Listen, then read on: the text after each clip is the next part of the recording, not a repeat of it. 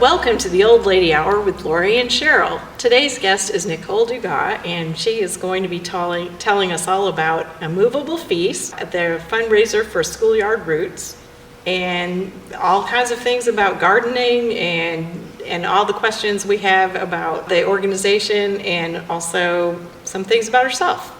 So welcome, Nicole. Thank you. Thank you for having me. Yay!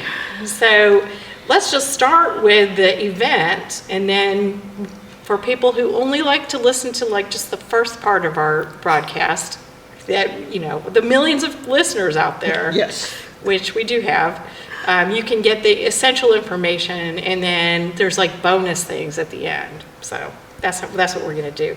So Nicole, would you like to tell us about the Schoolyard Roots fundraiser? Sure, yes. So coming up here in a couple of weeks, we have our annual fundraiser. It's called A Moveable Feast.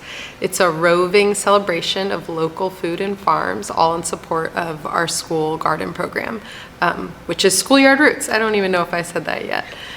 So Schoolyard Roots, we steward teaching gardens, hands-on teaching gardens in 12 elementary schools across Tuscaloosa. We see over 4,500 students a year in our gardens, and every child in our garden gets to plant plants, harvest them, cook with them, taste them, and then they also get to integrate science, math, and other academics into their learning. It's a great program.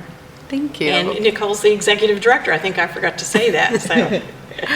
So A Moveable Feast is our big annual fundraiser, and it's a week-long event. This year it runs from September 23rd, which is a Tuesday, through September 28th, which is a Sunday. So it's really 6 days. Okay. And the way that it works is we partner with a bunch of different restaurants and breweries and coffee shops around town, and we partner them with local produce from local farms, and they create a unique dish or some kind of unique offering featuring local produce, and all the proceeds from that dish will come back to Schoolyard Roots. So you can kind of go to those restaurant partners anytime during that week and purchase the dish, and proceeds will support the garden. Which is it's such a great idea. And you've done this now for what year is this of this? This will be our 5th year doing it. Yeah. So it's really fun. There's lots and lots of restaurants, and we'll put all the information.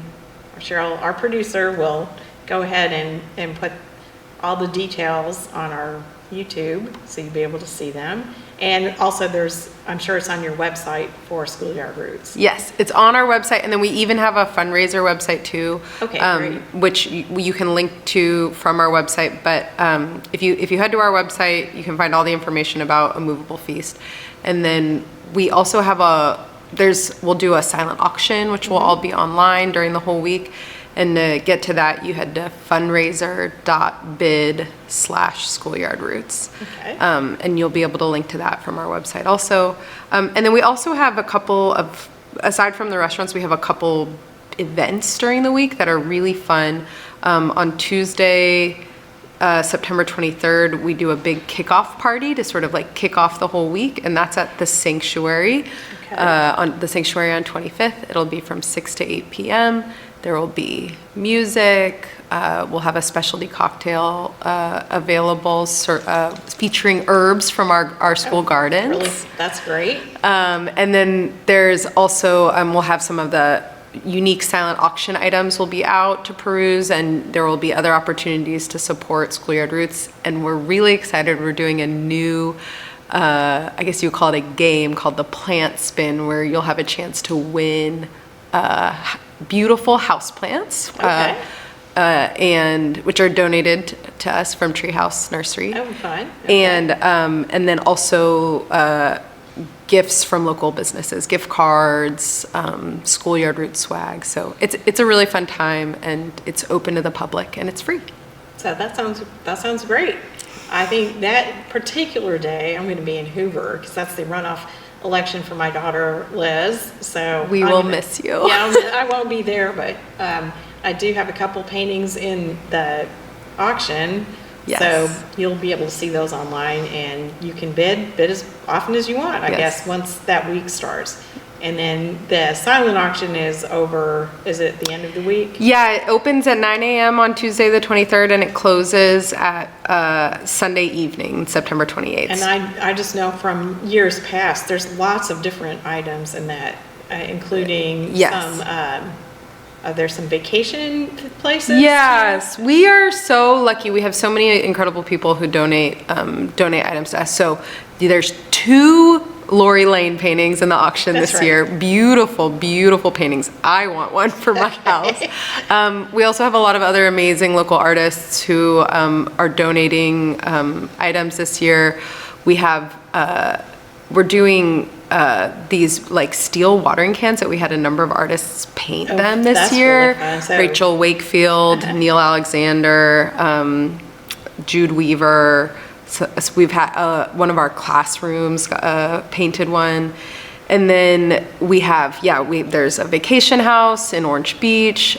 You can bid on a private sushi rolling class at Chuck's Fish for 12 of your friends. Wow. Okay. There are beautiful handmade objects. We've got this gorgeous cutting board from Southern Food Labs. We've got a lot of beautiful ceramics from our friends at the Red Dog Potters and Amy Smoot at Kentuck. We've got, you can get a Schoolyard Roots summer flower share where we'll deliver 6 weeks of flowers from our gardens to your house. That is really great. So, I mean, just a big variety. So, and this is your main fundraiser for the organization. This is our main annual fundraiser. We do a couple other little small things throughout the year, but this is the big time to really come out and support us. And of course you can give to Schoolyard Roots all year round. So there's no limit really. There really is no limit. Yeah, you can always donate to us at schoolyardroots.org/donate, and all that funding goes towards supporting our programs, everything we need to run the garden program: compost, seeds, transplants, mulch, dirt. all the things you need to keep benches, things growing. Yes. And I want to talk about one other event that's happening that week. We're doing a bike ride this year called Tour de Feast. It's like Tour de France. Right. Okay. But it's Tour de Feast, and that's going to be on Thursday, the 25th. Okay. And we're doing that in partnership with Velo City Cycles, but we're going to be kicking off the ride at Druid City Brewing Company. So we'll meet at the brewery around 5. The ride will leave at 5:15. We'll head to one of our partner restaurants downtown, grab a drink there, head back to the brewery, and then there will be more opportunities to get food and drinks and support Schoolyard Roots at the brewery that evening. That sounds like fun. Is that a new event? We did it last year. It was a little more impromptu, but it was so popular and so fun that we decided we should definitely do it again this year. So if you like to ride your bike and drink beer, this is for you, and support a really good organization. So do you have any stories about like the kids interacting with the gardens, or Yes. Okay. I mean, so many. The amazing thing about our program is that when you bring young people outside and you allow them to explore and put their hands in the dirt, like, so many amazing learning moments happen. We were just in our staff meeting yesterday, and one of our educators was talking about how they had this amazing moment in the garden where there was a green orb spider, which I don't know if you've seen one of these, but they're beautiful. And they literally got to watch it eating a bee. Okay. Like it grabbed the bee. It was like starting to wrap it up and the kids were like, it's like watching the most like amazing a lion or something. Yes, yeah. And so all these kids were super captivated by that. And of course they had other plans for the lesson for that day, but when something like that happens, it's nature happening. That's right. And I think part of it, I think kids they're kind of taught to be afraid of insects and kind of a little bit afraid to be outside even. So once they know a little bit, Yes. I think it opens up a whole world. That's one of our goals when we bring kids out into the garden. It's not just about the food, it's about learning to be comfortable outside and just having time outside. You know, kids Right. get so little time outside these days. And away from the structures, screen time, everything like that. Yes. And there's so much learning to happen when you are just immersed in the sensory world, getting to touch and smell and taste and see and just having a moment to observe. There's so much and there. This is really good for everyone. I mean, definitely for the elementary kids, but I think for all of us. So How long has Schoolyard Roots been in Tuscaloosa? So we are entering our 15th year. Wow. Yeah. it had a different name Yes. prior to this. Yeah, Yes. we started as the Druid City Garden Project in 2010, and we became Schoolyard Roots in, I want to say it was like 2017. Okay. And it started as just one garden at University Place Elementary School, and it was really it was a community garden for that neighborhood. It wasn't, the original intention wasn't to have this whole education program, Sure. It was to grow food for the neighborhood. But then, because it was on the campus at University Place, kids and teachers would come out all the time and be like, hey, what's going on here? It became really clear really quickly that kids and schools and gardens work together really well. And so that's when we started doing a curriculum. The reason I asked was because I thought that it started sometime around 2017, because I lived beyond the West End, and I had a neighbor girl who was 5 years old and would come out and want to help me in my garden all the time. And I really enjoyed teaching her whatever she would soak up while I was tending to my garden. And I can remember thinking, the kids ought to have something like this. They ought to learn where food comes from. Yeah. And I remember hearing about Schoolyard Roots at that time, and it was like, yeah, this is it.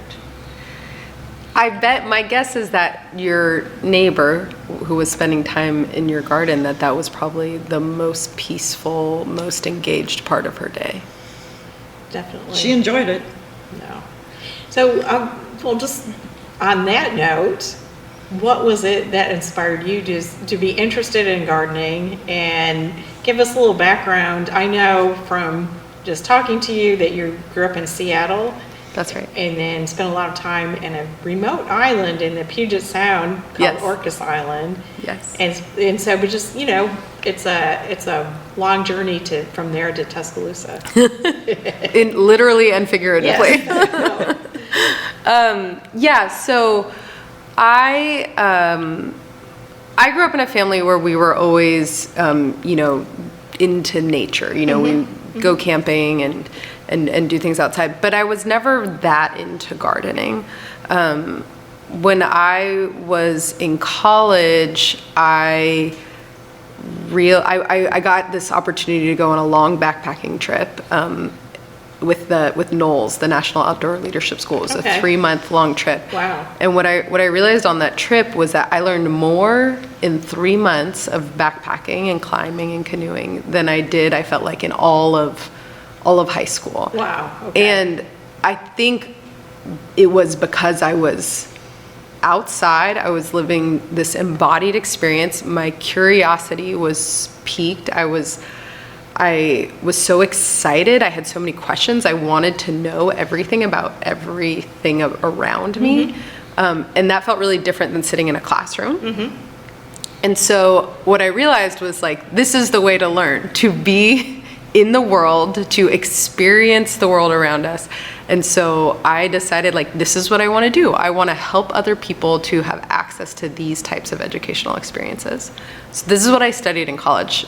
My major is experiential and environmental education. Oh, cool. I didn't know that was a thing. Well, I went to a cool kind of hippie college in Washington State called Fairhaven College, and there you get to create your own major. But this actually was offered. Environmental education was a major that they offered there, and probably should be everywhere. Right.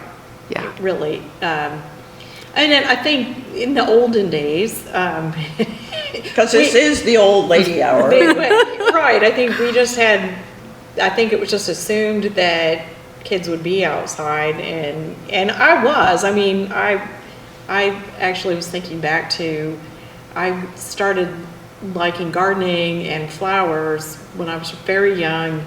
I think my mother was in a neighborhood garden club. Cool. And I was like in a junior garden club. And I don't remember much, except I have this particular memory of seeing, we had some roses. This is in upstate New York. Mm-hmm. And there were aphids on the roses. And I remember catching a toad and trying to make the toad eat the aphids. Yes. So, yeah. And it's just like, my parents wouldn't let me get a dog, so I remember having a bucket of earthworms as pets. So, like, I was really out there in nature. And then we lived in a place where it was surrounded by farms and fields and kind of wild, so it was just part of growing up. It wasn't anything, because that's just where we lived. And you know, if you're in a city or now it's harder to just be out in nature. I have a question for you, Lorrie. Okay.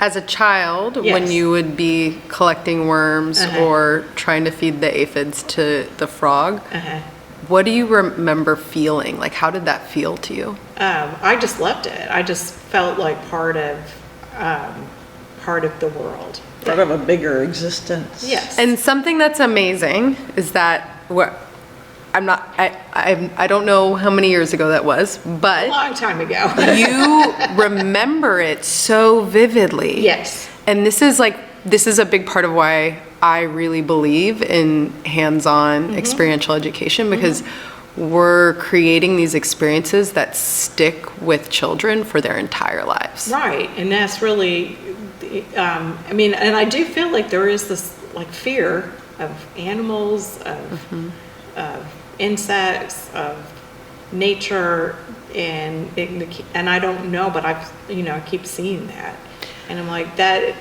Even if you just get comfortable knowing that a spider's not going to bite you, that you don't have to kill every snake that you see. Yeah. And I think we're kind of like at that.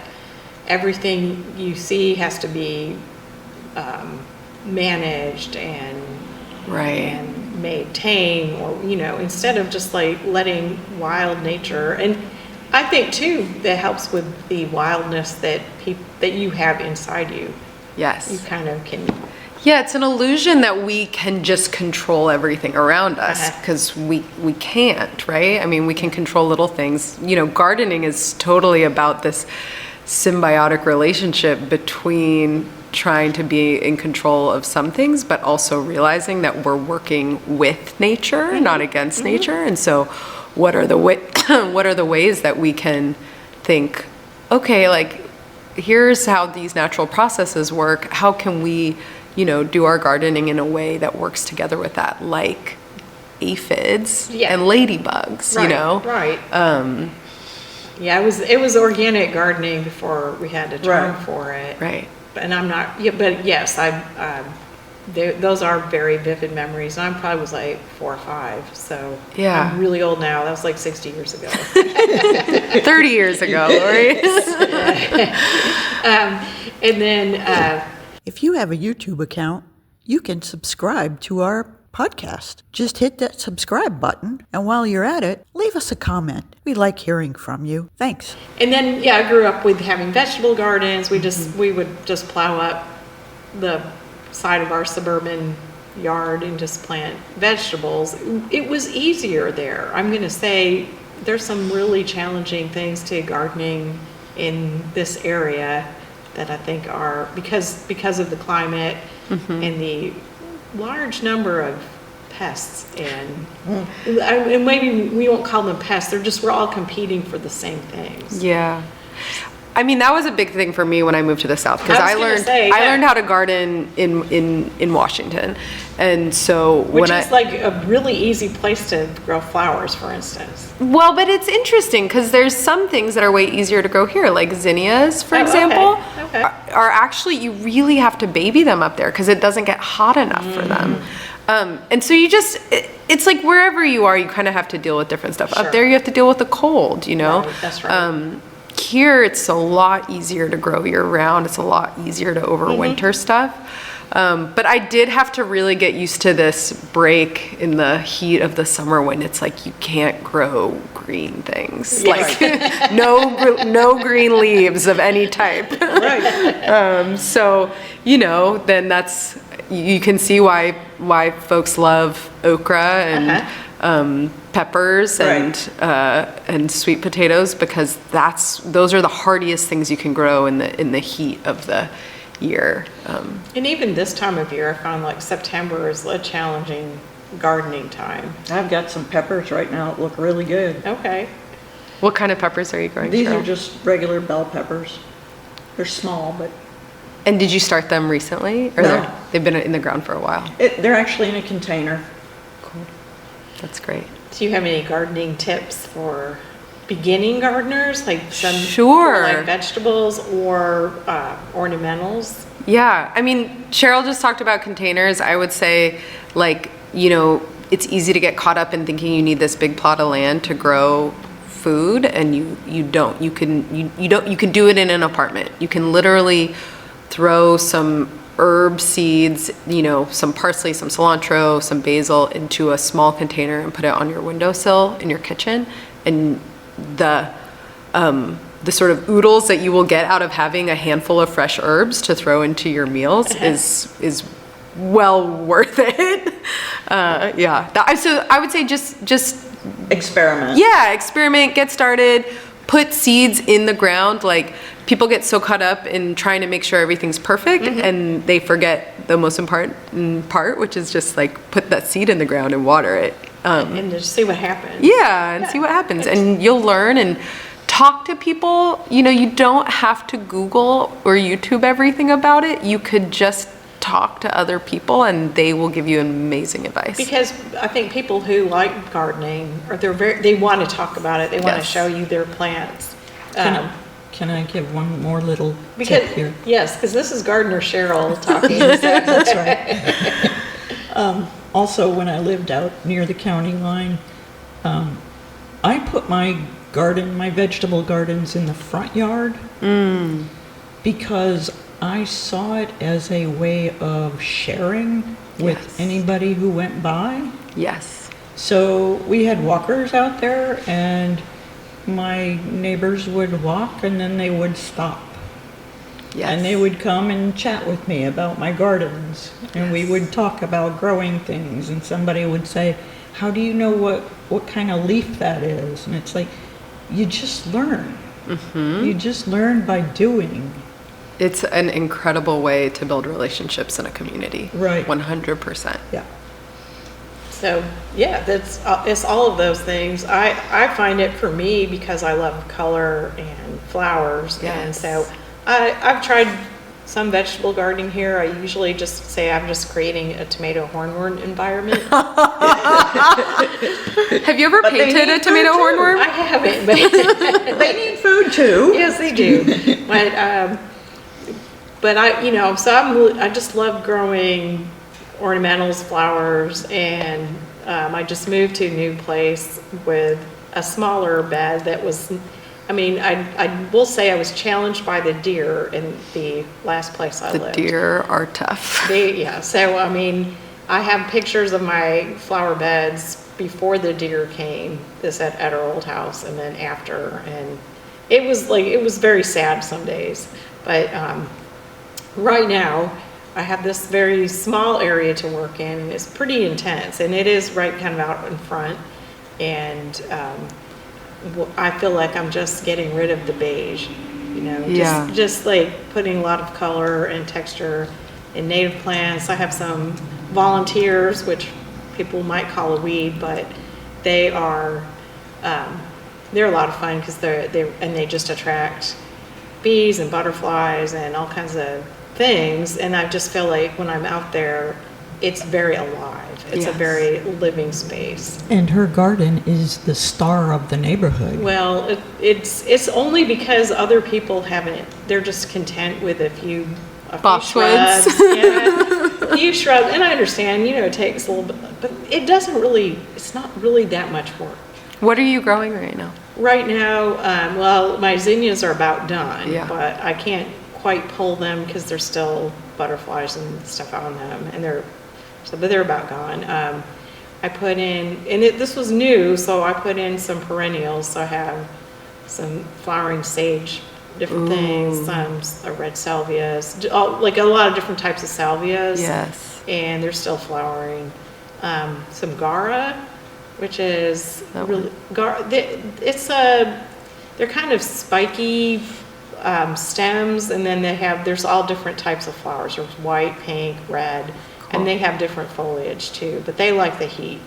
So, and then I have several different types of Artemisia, Oh, yeah. or I think it's also called wormwood. Yes. But I just think those are really pretty. Yes. And what else is going? Well, I put in some sweet potato vines, and one of those is just taking over the world. Like I've got some, Angelonia.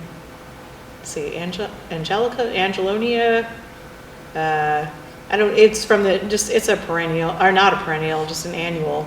But they've kind of come back later in the summer, and those are kind of new to me. I haven't tried them, but they also seem to like that sun and heat. So, Yes. which I have a lot of.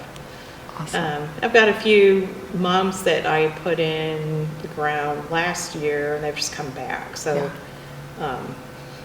again, this time of year, you kind of want to get mums and be all fall, but it's going to be 95 degrees, and I they're just know. going to die. You had some coneflowers too. Oh yeah, I have coneflowers. My favorite. Yeah, I have a lot of coneflowers, I'm trying some rose campion that have just kind of. Oh, yeah. They're just like sitting there. They haven't really done anything yet, but I think they might next year. So. I want to come see your garden, Yeah, Lorrie. you have to come. I mean, it's just a small area, and then I'm planning to expand on this fall. So. Cool. But I wanted to see how I did with the smaller space this year. Totally. Do you paint out there? Do you paint? No, I don't. I really don't. I take lots of photos, and Yeah. I mean, part of it is it would be a more romantic option to be out in the garden painting, but I'm just too old for the It's hot. changing conditions. It is hot. It's hot. It is hot. Well, and also the light keeps changing, or Right. ants will find your feet, things like Oh, that. yeah. Yeah. So I do take a lot of photos and then work from there. Yeah. So, but I haven't really painted that particular view yet. I look forward to seeing it. Yeah. In addition to the Schoolyard Roots, you have a whole life. I do. You're a mom, Yes. and then your husband Josh was here doing a reading. He's a poet. Yes. So, how do your own children interact with the garden? That's a great question. So I've got two little ones. My son is 6 years old, and my daughter is turning 3 in October. And they love to be outside. We just did this activity over the weekend where we were making sun catchers in the garden, where they basically collect flower petals and leaves, and I use single, you can use contact paper, or you could even just use packing tape, and you basically sandwich the leaves and the petals between them, and then you can hang it up in your window, and it makes beautiful color and light. And I mean, they love that. We make little fairy rings where we collect things from the garden, and make little mandalas with sticks and rocks and leaves. And I mean, they just love being outside. They just love exploring. They love getting to, they make potions, or just having open-ended time, you know, out in the garden. And then they love that there's stuff out there that they can eat, right? Right, absolutely. Even if it's stuff I would never eat like raw, like rosemary, but they're like, you know, they're like, this is so cool, and they want to eat everything that's edible out there. What's your favorite thing to grab out of the garden and eat right away? A cherry tomato. Okay. Like a sun gold good. cherry tomato, like warm off the vine. My favorite is snow peas. Oh yeah, well I would say that's definitely up there for me too. Oh, a carrot straight out of the ground too. Could be good, is good. I don't have a whole lot of luck with carrots. Well, I do remember, this is up actually in the Adirondack area where my grandmother was. She had a rhubarb patch. I remember we'd go out and cut the rhubarb. Oh yeah, and you peel it? And we just eat the stalks, but she'd give us little cups of sugar. Yes. So we kind of like dip because if you've ever eaten rhubarb raw, it's kind of sour. Intense. Yeah, it's kind of like celery, but sour. Mm-hmm. And, but she knew how to make us eat it. She just like give us a lot of sugar. The farm that I lived on Orcas Island, we had a lot of rhubarb there, and that was, we wouldn't dip it in sugar, but I do just remember just chewing on the stalks, and it's intense but lovely. When I was little, we had a neighbor who grew rhubarb, and my mom would send us up to her house to get rhubarb. It's like, go get some rhubarb from the neighbor. And then would she make like a pie or a cobbler or something? Yeah, I don't remember eating it. I think I didn't like it. Yeah. My mother would make strawberry rhubarb pie, which was pretty good, but now that I think back on it, it wasn't really that good. I think, it was kind of like we ate it because we ate it, but. Well, the thing that I remember, in the northern climates about strawberries and rhubarb is they're some of the earliest fruits of the season. They are, so you're very excited. And you're waiting Yeah. so long up north. Exactly. That you really got to get that early. And you still got a long way to go until you could have apples or pears, So to have that, even like, blackberries and blueberries are a ways off, but when the strawberries and the rhubarb come on, you're like, it's here. And that was another memory I had behind our house. There was a big field, and it was full of wild strawberries. So by the end of June, somewhere in there, they would start ripening, and we'd go out there. And school was over the end of June, too. It was like on a later schedule. Yes. So we'd go out and spend hours just picking wild fruit. And, I mean, it seems like it didn't even happen now when we think back on it. But this is one of my favorite things about gardening, about just like being in tune with the natural rhythms and cycles of the world around us, is it creates these like seasonal impressions and memories where you equate a fruit or a vegetable or with a time of year. So like to you, it's like the wild strawberries, that's like the end of the school year, and you, all those senses come together into this one memory and experience. And I feel the same way about like harvesting sweet potatoes, because you always harvest them in October. So it feels like this really like the cool weather is finally here. It's like, it feels like Halloween, it's like crispy and cool. Or like here, like pecans, they start falling at the end of the fall, and picking those up. So there's like, it's different. Yeah. I did once try to take my city children from here once to pick blueberries, and they just complain the whole time. They're like, that's part of it, though. Yeah. Like, that's part of the experience. But now now that they're adults, they are very interested in participating in a lot of the natural world and gardening. So something must have rubbed off a little bit. So it's really exciting when it's time to plant onions. Because that's the beginning. Yes. Yeah. Totally. Yeah. I mean, well, it's the beginning of your spring garden, because the whole time you're growing snow peas too. Right. And lettuce and kale. And that even makes me think about like, even in the fall, I get really excited about planting bulbs like garlic and flower bulbs, because it's like you're going into this coldest, darkest time of year, but you're like putting this hope into the ground that spring is coming and that, Right. you know, these flowers and plants will. Yeah, garlic's another Yeah. fun one. And that's what I like about growing things here, because there are 4 seasons of growing. So it's One of them is very long. Well, yeah, the summer's very long, but it even then I think it's got phases. Yes. You know, and so I remember the first year I moved here, I saw someone planting pansies in November, and I'm like, what are they Right. doing? Yeah. Right. And I'm like, Yeah. oh, okay, that's what they're You doing. can do that. Yeah. So Yeah. yes, it's nice to have that. It's a little bit more temperate, so things will make it through the winter. Yes. Or some things you have to plant in the winter. Yes. Right. You've missed your chance. 'Cause right. It does get toasty. Yes. Just Yeah. a- Kale, spinach. Yeah. So, well, anyway, let's get back to our movable feast. Just remind everyone, it is going to be starting the 23rd of September with the kickoff party. Yes. And look online for the website to get ready, get your schedule ready, put it on your calendar, get ready to start spending some money on some really great things. Yeah, and and eating out. You can, if you follow, you can follow us on Instagram and Facebook. We're at Schoolyard Roots, and there's tons of, we'll be flooding our feeds with information Great. about it over the next couple of weeks. Do you want me to say who the partner restaurants are?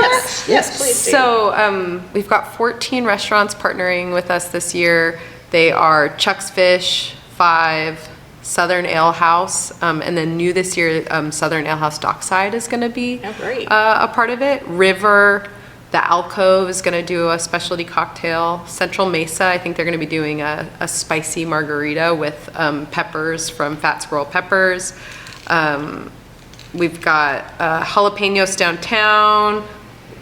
Oh, you know what? Jalapenos, I think, is doing the spicy margarita, and I Okay. think Central Mesa is doing a blueberry drink. Okay. I'll double check on that. Sugo is doing a pasta with mushrooms from Underground Forest. Ooh, fun. Monarch Espresso is doing a brown sugar rosemary latte with rosemary from our gardens. Turbo Coffee is going to be doing like a spicy honey latte, like a hot honey latte, and then also an avocado toast with local honey and local chili flakes. Oh, my. Druid City is going to be doing a fruit forward drink, yet to be named. Black Warrior is also going to be doing a fruit forward drink, I think with watermelon. And the Sanctuary is also going to be doing a cocktail with herbs from our Okay. gardens. So. Lots to choose from. Yeah, and then we've got produce is coming donated from Snows Bend Farm, Lavelle Farms, Southern Food Lab, Wallace Homestead, Underground Forest, like I said, is doing mushrooms, Fat Squirrel Peppers, Hale Farms donated peaches this year, and from our gardens. That's wonderful. Yeah. So we were looking forward to this event, and thank you so much, Nicole, for being here. And look for everything on our YouTube. Sheryl will have it all accessible for us. So, Sheryl, it's time to watch our shows. Gotta go watch those shows. Thank you all.